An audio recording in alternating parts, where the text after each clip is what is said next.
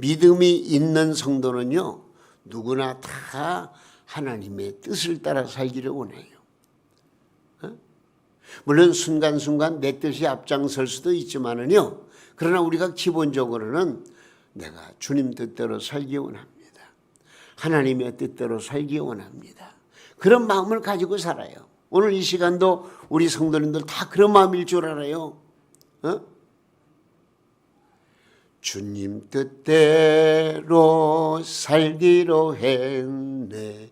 주님 뜻대로 살기로 했네. 주님 뜻대로 살기로 했네. 뒤돌아서지 않겠네. 말씀을 들을 때도, 기도할 때도, 주님의 일을 할 때도, 봉사할 때도 주님께서 원하시는 뜻대로 살기를 원하는 게 믿음의 사람이에요. 오늘 이 시간도 오늘 말씀의 주제가 바로 우리를 향하신 하나님의 뜻이 무엇인가? 하나님의 뜻을 이루는 삶에 대해서 오늘 우리에게 말씀해 주시는 이 말씀을 통해서 우리 사랑하는 성도님들 모두가 다 주님 뜻대로 순종하는 삶이 되어지기 원합니다. 그러면 예수 그리스도 안에서 우리에게 주시는 이 말씀, 과연 하나님의 뜻대로 사는 삶은 어떤 삶일까? 오늘 본문 말씀 보니까요, 하나님의 뜻을 이루는 삶이 무엇인가를 분명히 말씀해 주고 있습니다. 세 가지예요. 항상 기뻐하는 거예요. 이게 하나님의 뜻이래요. 쉬지 않고 기도하는 거예요. 이게 하나님의 뜻이래요. 범사에 감사하래요. 이게 바로 하나님의 뜻이라고 말씀하셨습니다. 그래서 여기 18절 하반절 말씀 보니까 뭐라고 그랬어요? 이것이 그리스도 예수 안에서 너희를 향하신 뭐요? 하나님의 뜻이니라. 예수 그리스도 안에서 우리를 향하신 하나님의 뜻. 오늘 이 시간 우리가 항상 마음속에 간직하고 기억하고 또 되새겨보고 또 그렇게 살려고 노력하지만 오늘 진정으로 하나님이 주시는 말씀을 통해서 내가 주님 뜻대로 살기를 원합니다. 그런 믿음으로 오늘 말씀을 우리 모두 함께 경청하시면서 은혜 받으려고 하는 것입니다. 가장 먼저 항상 기뻐하는 게 16절에 항상 기뻐하라. 항상 기뻐하라. 항상 기뻐하라는 말은요, 기뻐할 만한 일이 있을 때 기뻐하고 즐거워할 만한 때에 즐거워하는 그런 것을 말하지 않습니다. 어렵거나 힘이 들거나 어떤 상황 속에서라도 기뻐하는 삶을 살아가는 것을 의미하고 있습니다. 여러분, 성도라고 해서 인생이 언제나 형통하고 평탄할 수만은 없습니다. 때로는 원치 않는 일을 만날 때가 있고요, 험난한 핍박을 당할 때도 있고요, 괴롭고 쓰라린 환경에 접할 때가 없잖아 많이 있습니다. 아니 어떤 면에서는요, 오히려 세상 사람들보다 우리 믿는 사람들이 더 갑절이나 어려움 속에 헤매일 수도 있습니다. 그러나 하나님의 사랑과 예수님의 구원을 바라보며 성령의 위로하심에 기뻐하고 환난 속에서도 오히려 감사하고 살아가는 게 이게 우리 성도의 삶이 아니겠습니까? 오늘 이 시간 우리 모두 마음이 어떻습니까? 혹여라도 여러 가지 얽히고 설킨 문제로 말미암아 어려움 속에 빠져 있는 여러분들이 계실지라도 오늘 이 시간만은 주여 나에게 기쁨을 주시옵소서, 여호와를 기뻐하는 그 기쁨으로 살게 하여 주옵소서. 여러분 그런 마음을 가지고 오늘 말씀을 잘 생각해 보세요. 여기 항상 기뻐하라 그랬죠? 이 기뻐하라고는 단어가 여러 가지 뜻을 가지고 있더라고요. 우리나라 말로는 그냥 기뻐하라, 또 어떤 면에서는 뭐 좋아하라, 뭐 이런 일도 있겠습니다만은, 그러나 이 헬라어에 보면은요, 기뻐하라는 말이 카이로라고 하는 말인데 거기에는 여러 가지 의미의 뜻이 담겨져 있더라고요. 먼저 유쾌하게 된다 그런 뜻이 있어요. 또 은은하게 행복하다 그런 뜻도 있어요. 또 환영한다 그런 뜻도 있어요. 또 만나거나 헤어질 때에 안녕하고 인사한다 그런 뜻도 있고요. 축하한다는 그런 뜻도 있어요. 여러분요, 기뻐한다는 말이 바로 그런 광범위하게 상당한 참 우리 인생 생활 속에서 필요한 의미를 지니고 있다는 것을 여러분 알아야 돼요. 기뻐한다. 허허허. 그냥 활짝 핀 얼굴로 웃음 웃고 이 정도 기뻐하는 것이 아니고 이 기뻐하라고 하는 말씀 가운데에는 이렇게 중요한 의미가 담겨져 있다는 것입니다. 저는 기뻐하라는 뜻을 이렇게 연결해 보았습니다.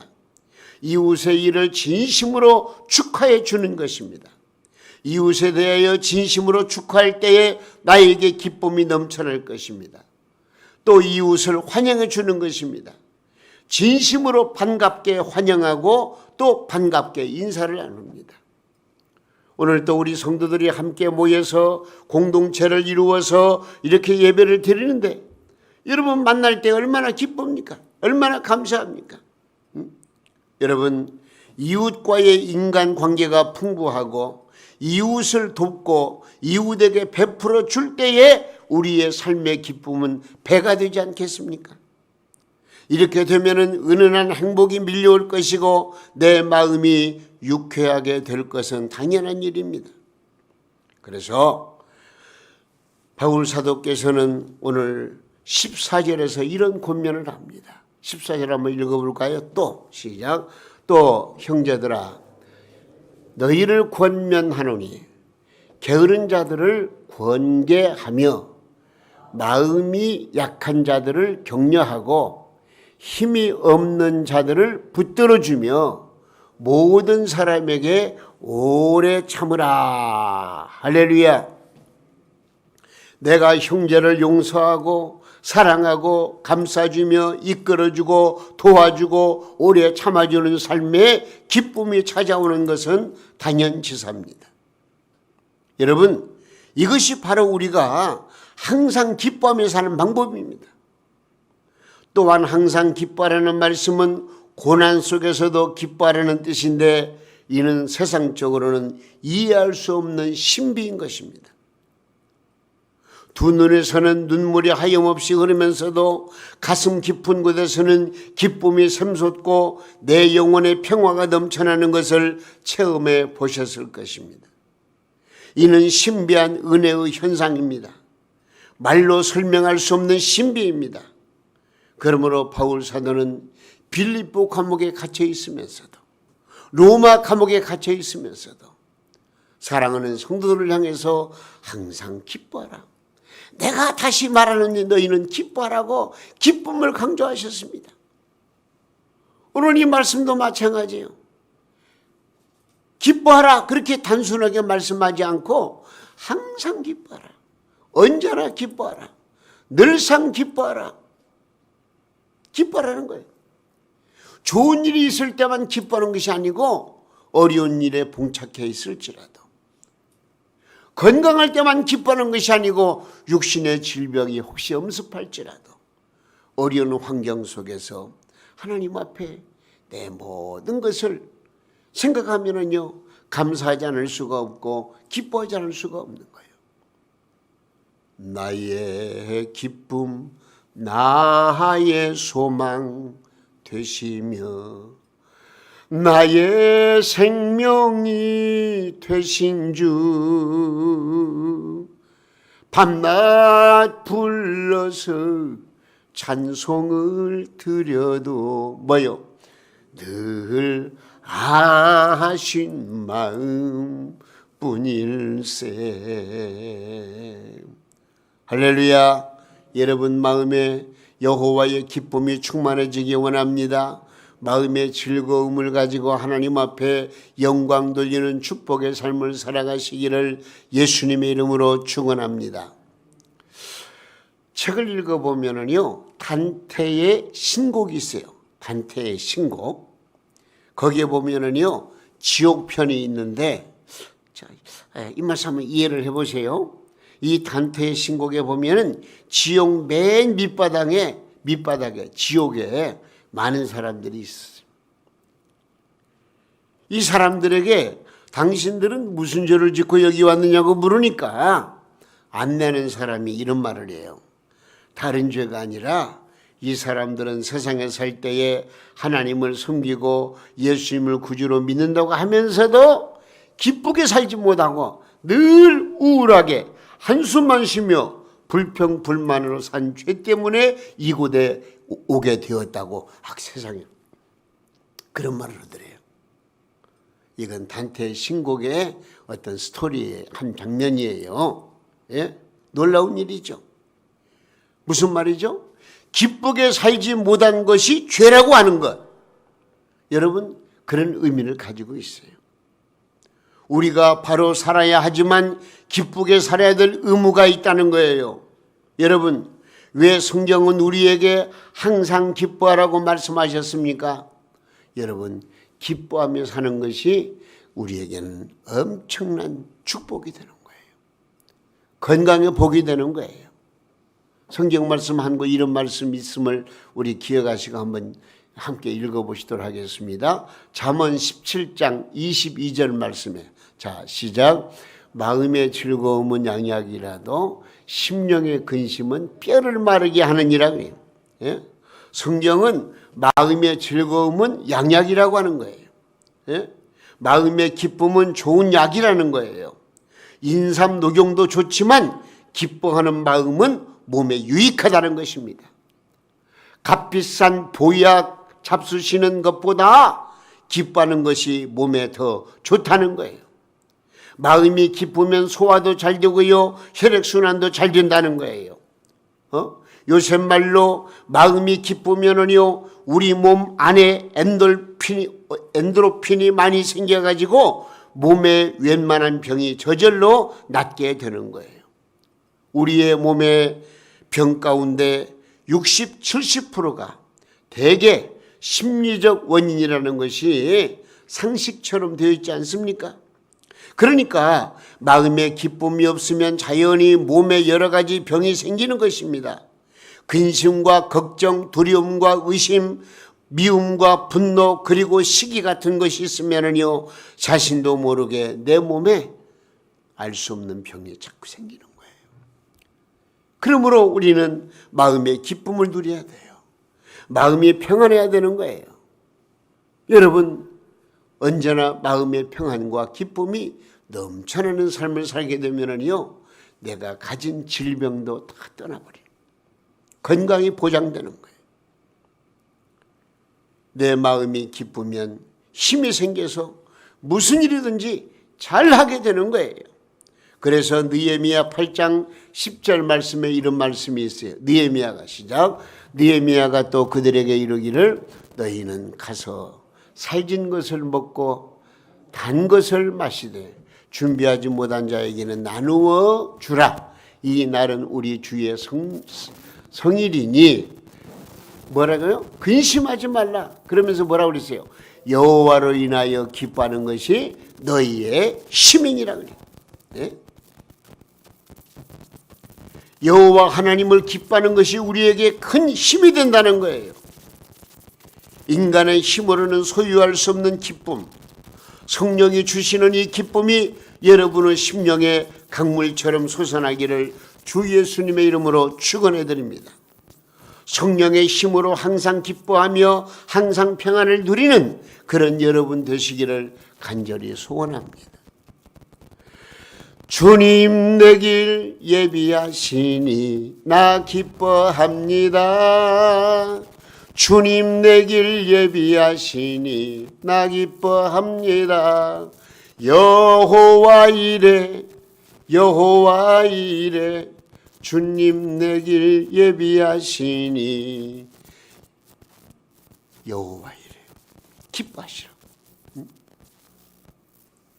우리 동명교회 성도님들은 언제나 활짝 웃음 짓는 모습으로 모든 사람들에게 은혜를 끼치는 그런 복된 삶을 살아가시기를 예수님의 이름으로 축원합니다.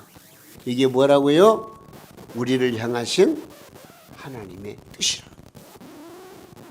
하나님의 뜻. 또 한 가지. 오늘 말씀 보니까요. 쉬지 말고 기도하래요. 이게 하나님의 뜻이래요. 예?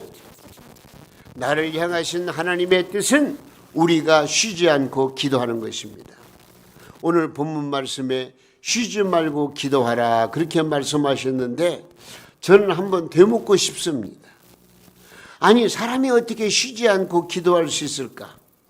잠도 자야 하고 휴식도 취해야 하고 책도 읽어야 하고 가정 살림 직장 생활 여러 가지 많은 일들이 우리에게 주어져 있는데 근데 어떻게 쉬지 않고 기도할 수 있겠느냐 그런 말입니다. 그런데 또 이런 말씀이 있어요. 사무엘상 12장 23절 말씀에 보니까요. 사무엘 선지자 역시 이해하기 어려운 말씀을 하고 있어요. 뭐라고 그랬어요? 사무엘상 12장 23절에 나는 너희를 위하여 뭐요? 기도하기를 쉬는 죄를 여호와 앞에 결단코 범하지 아니하고 기도하기를 쉬는 죄를 여호와 앞에 범하지 아니하겠다는 것입니다. 무슨 말이죠? 기도하는 것을 쉬는 것이 바로 무엇이라고요? 죄라고 말씀하고 있는 거예요. 자, 그렇다면 말입니다. 이 사무엘 선지자는 어떻게 기도하는 것을 쉬지 않을 수 있었을까요? 과연 이것이 가능한 일일까요? 이 말씀을 문자적으로 본다면요, 이는 불가능한 일이에요. 쉬지 않고 기도한다면 잠은 언제 자란 말입니까? 언제 일하란 말입니까? 그냥 성전에 나와서 아니면 가정에서 무릎 꿇고 계속 기도만 하고 있다. 문자적으로만 생각한다면요, 이해가 안 돼요. 그러나 여기에서 이 말씀의 의미는 그것이 아니고요. 24시간 입술을 열어서 기도하라는 말씀의 의미가 아닙니다. 하나님을 의지하는 자세 또는 기도하는 마음으로 하나님께 가까이 나가는 마음을 가지는 것을 의미하고 있는 것입니다. 다시 말하면 언제나 내 마음속에 주님 모시고 주님 의지하고 주님과 함께 살아가는 사람은 늘 기도하는 거예요. 알았어요? 여러분, 기도라는 것은요, 내 부족함을 느끼고 또 하나님의 능력을 믿고 그래서 하나님과 함께 살아가는 것이 기도예요. 그렇기 때문에 기도라고 하는 것은 내가 특별히 시간을 정해서 장소를 정해서 하나님 앞에 입술을 벌려 마음으로 기도할 수도 있지만은 그러나 우리는 하루 24시간 삶을 통해서 언제나 내 마음에 주님을 모시고 주님과 대화하며 주님의 뜻대로 주님의 말씀대로 주님을 의지하고 주님과 함께 살아가는 것이 바로 이것이 신앙생활의 초점이고 이것이 바로 쉬지 않고 기도하는 모습이라 그런 얘기예요. 할 수 있잖아요. 아니 주님 모시고 살아가는 게 그렇게 어렵습니까? 그 기도라는 것이에요. 응? 기도는 여러 종류가 있습니다. 통성기도, 조용한 기도, 묵상기도, 때로는 금식기도, 밤샘기도, 식사기도 여러 종류가 있어요. 물론 특별한 어떤 시간과 장소를 정해서 하나님 앞에 기도할 수도 있겠지만은 그러나 우리가 신앙생활 할 때는 늘 내 마음에 주님 모시고 주님의 은혜를 힘입어 살아갈 때에 이것이 바로 우리에게는 기도가 된다는 것입니다. 중요한 것은요, 마음에서 드리지는 기도를 한다는 사실이에요. 마음이 떠난 기도, 진실함이 없는 기도는 통성 기도도 소용없고요, 금식 기도도 소용이 없는 거예요. 문제는 내 마음이에요. 내 믿음이에요. 그래서 길을 거닐며 우리는 기도할 수가 있습니다. 차 안에서도 기도할 수가 있습니다. 설거지하면서도 기도할 수가 있습니다. 청소하면서도 기도할 수가 있습니다. 우리는 어느 때든지 기도할 수가 있어요. 여러분, 그렇게 볼 때에 우리는 잠을 자면서도 기도하는 마음으로 잠자리에 들 수가 있는 거예요. 주님, 오늘 밤 지켜주시고 인도해 주시고 꿈속에서라도 주님 만나는 은혜를 베풀어 달라고 좀 기도하면서 잠을 취한다면요, 이 잠을 자면서도 이렇게 기도하는 모습이라 그 말입니다. 그래서 꿈에도 소원은 늘 찬송하면서 주께도 나가기 원합니다. 이런 심정으로 잠자리에 드는 사람, 그가 쉬지 않고 기도하는 성도가 아니겠습니까? 여러분, 여러분의 마음이 늘 항상 1년 365일 주님을 간절히 사모하여 쉬지 않고 기도하는 하나님의 복된 자녀들이 다 되시기를 예수님의 이름으로 축원합니다.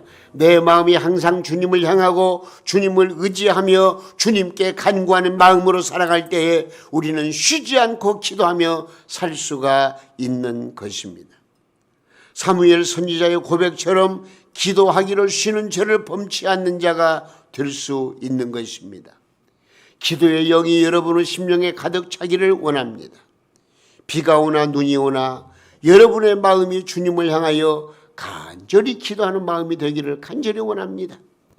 이 마음으로 사는 성도의 인생에 놀라운 은총이 폭포수처럼 임하게 될 줄로 믿습니다.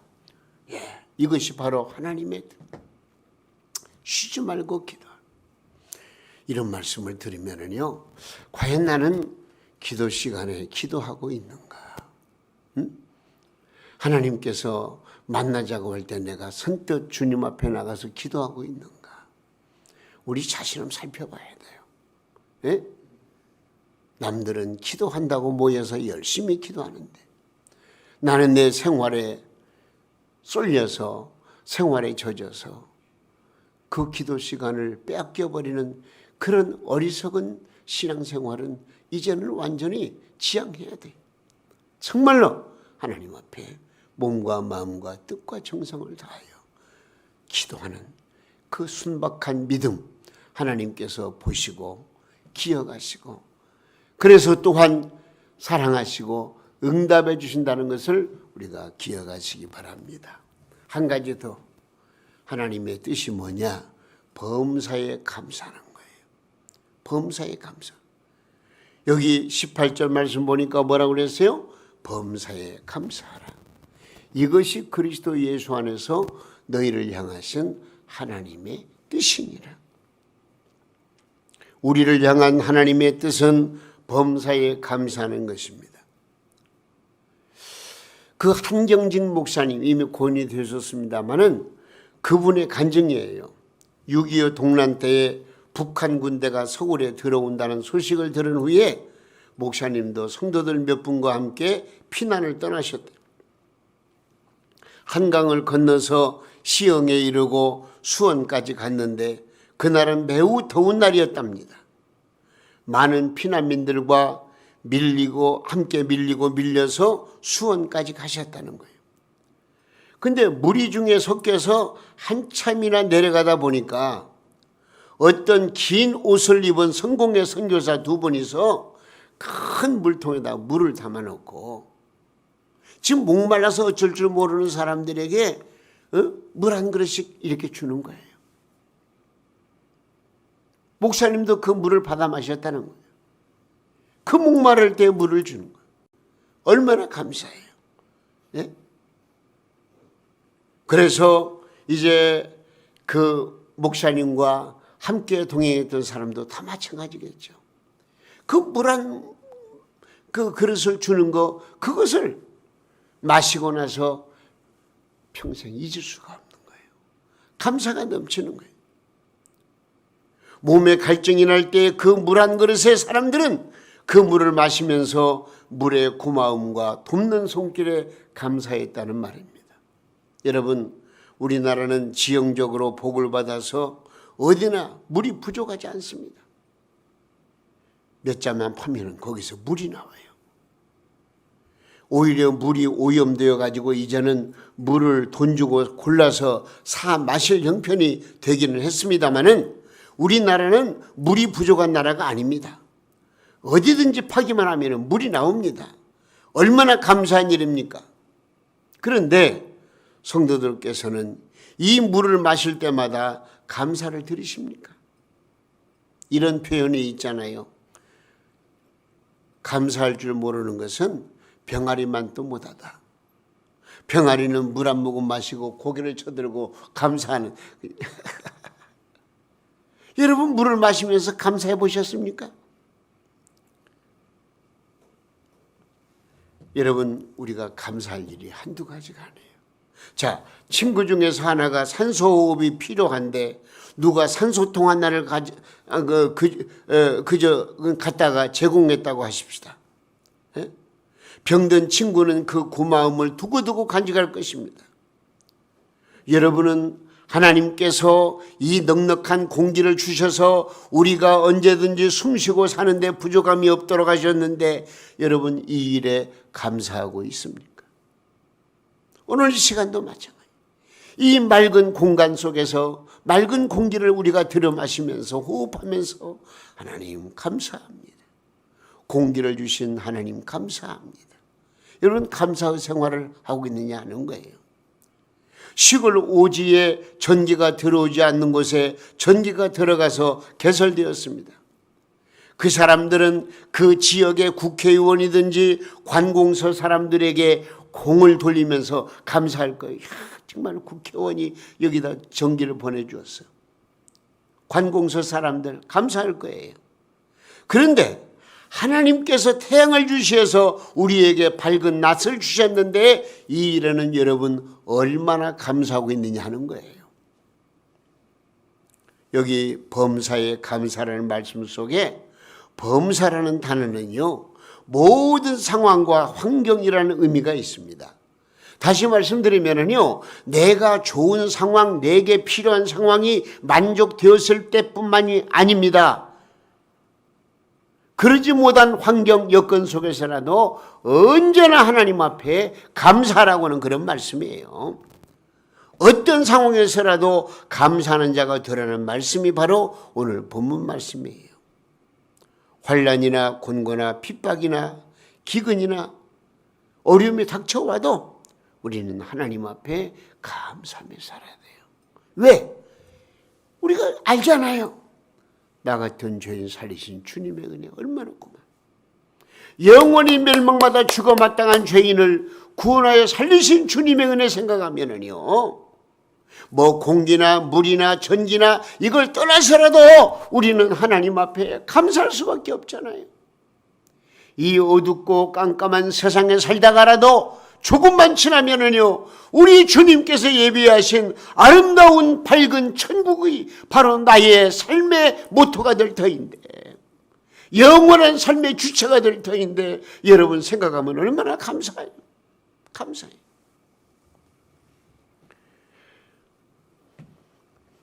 여러분 내가 한 발 두 발 길을 걸어가시면서 내 두 발로 걷게 하신 하나님께 감사해 본 일이 있습니까?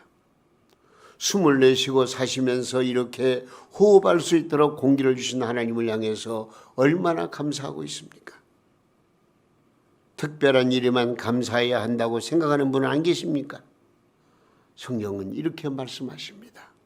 언제든지 어떤 상황에서든지 내게 베풀어 주신 하나님의 은혜에 감사하며 살라고 말씀하고 있습니다. 그래서 감사로 제사를 드리는 자가 하나님을 영화롭게 한다고 말씀하셨습니다. 시편 50편 23절 말씀에 한번 읽어보세요. 감사로 시작. 감사로 제사를 드리는 자가 나를 영화롭게 하나니 그의 행위를 옳게 하는 자에게 내가 하나님의 구원을 보이리라. 할렐루야. 여러분들 감사하다가 하나님의 기적과 은혜를 체험하시기를 예수님의 이름으로 축원합니다. 오늘 우리는 하나님의 뜻대로 살아야 한다는 믿음을 가지고 있습니다. 어떻게 사는 것이 하나님의 뜻대로 사는 것일까요? 다른 거 없어요. 항상 기뻐하며 사는 거예요. 쉬지 말고 기도하며 사는 거예요. 범사에 어떻게 하자고요? 감사하며 사는 거. 이것이 바로 우리를 향하신 하나님의 뜻이라고 말씀해 주셨습니다.